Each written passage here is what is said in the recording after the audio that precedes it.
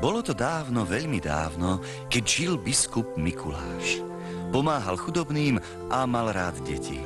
Učil ich, aby sa navzájom milovali, aby si ctili rodičov, príbuzných a všetkých ľudí.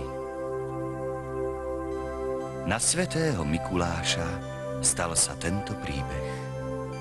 V malom domčeku na konci dediny býval so svojou mamkou chlapec, ktorého volali Janko. Bol to veľký nezbedník.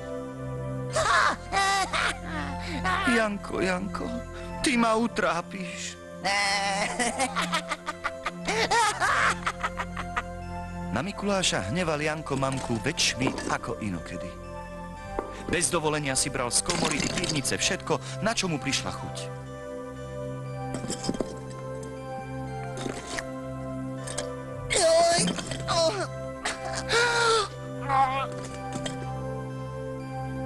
Mamka už nevedela, čo najlepšie by synovi ponúkla, no Janko hneval a hneval.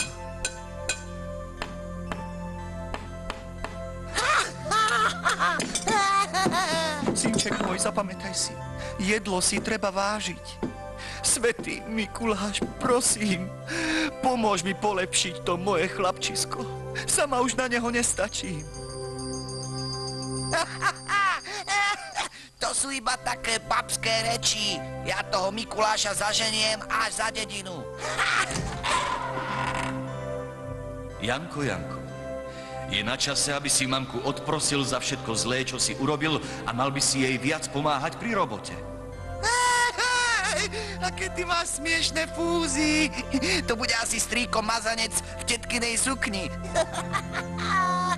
Ani Mikuláš si s roztopašným chlapcom nevedel dať rady. Preto požiadal o pomoc nebesá. Poslali mu anjela, aby Janka po dobrodky naprával. No Janko nie a nie sa polepšiť. V tom sa začali diať čudné veci.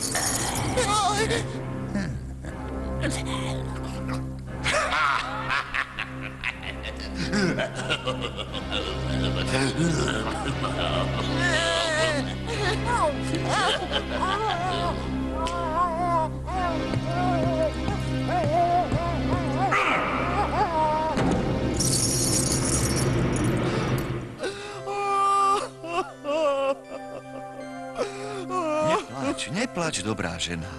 Všetko bude zase dobré, všetko dobre dopadne. Neplač.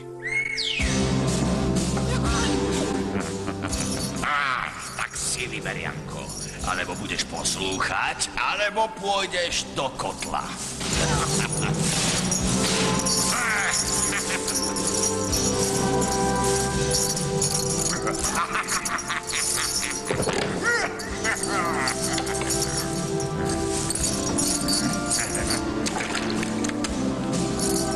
Tak hýb sa a rob už!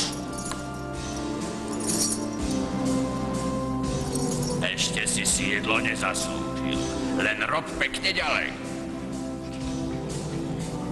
Aspoň uvidíš, ty loptoš, aká len býva tvoja mamka ustatá, keď musí ťažko pracovať. Na každého loptoša raz príde.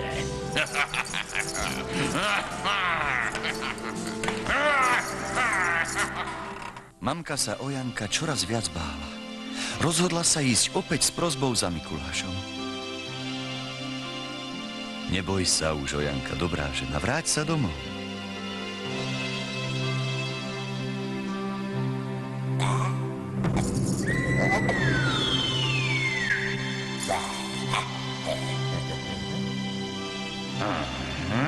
Mamka, mamička, chcel by som ťa za všetko zlé, čo som urobil, odprosiť.